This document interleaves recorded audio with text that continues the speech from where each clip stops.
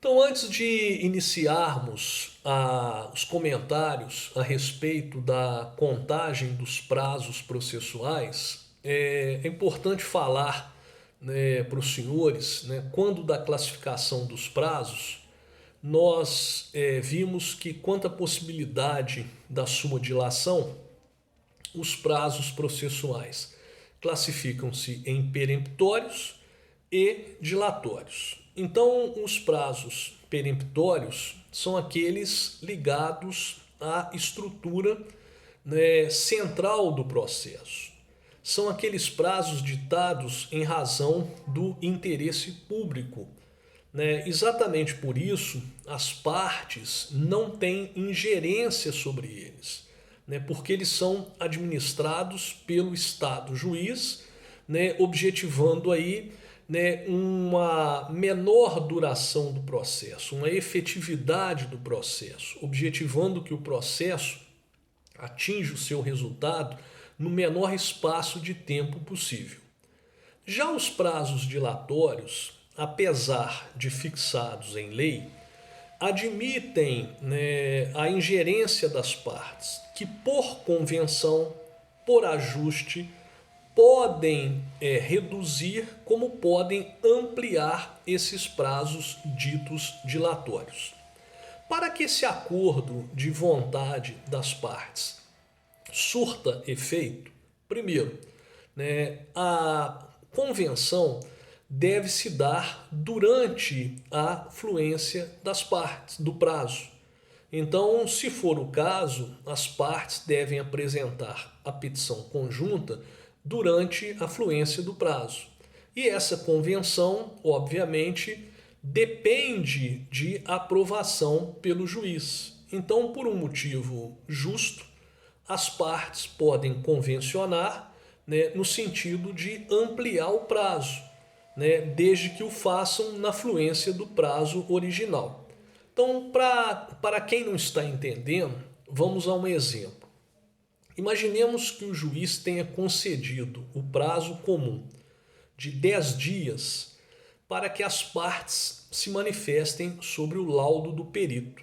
Porém, trata-se de uma perícia complexa, né, na qual o perito anexou uma série de documentos, sendo esse prazo comum de 10 dias muito exíguo para que as partes possam analisar o laudo do perito e, se for o caso, discordar ou concordar com o mesmo.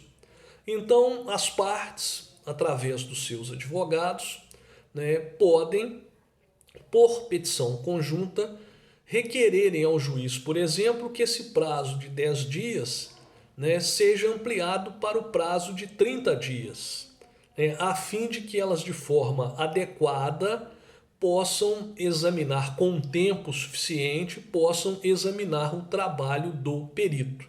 Então é a respeito disto que nós estamos falando, para que os senhores possam entender.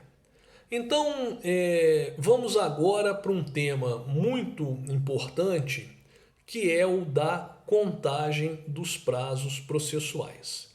Então, nós já vimos que hoje os prazos estabelecidos dentro do CPC, prazos processuais, por força do artigo 219, são contados somente em dias úteis, sendo, portanto, desprezado da contagem do prazo, né, os sábados e os domingos, que são feriados considerados para fins forenses, e aqueles feriados declarados por lei, federal, estadual ou municipal.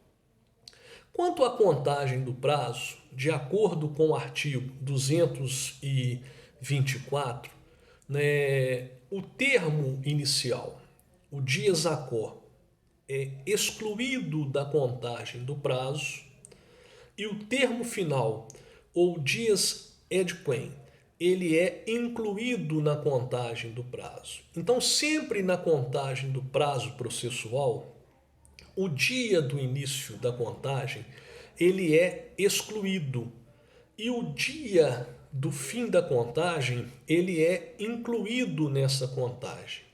né? O artigo 231, ele traz uma série de regras que nós veremos a seguir, né? Então eu posso dizer para os senhores que a intimação ela é o marco inicial para a realização da prática do ato processual. Então, uma vez feita a intimação, a contagem do prazo começa no dia subsequente. Prestem atenção no que eu vou dizer. Desde que o dia subsequente ele seja um dia útil. Se o dia subsequente, o dia imediato ao da intimação, não for um dia útil, a contagem do prazo vai começar a correr no primeiro dia seguinte, útil seguinte. Daqui a pouco eu explico para os senhores.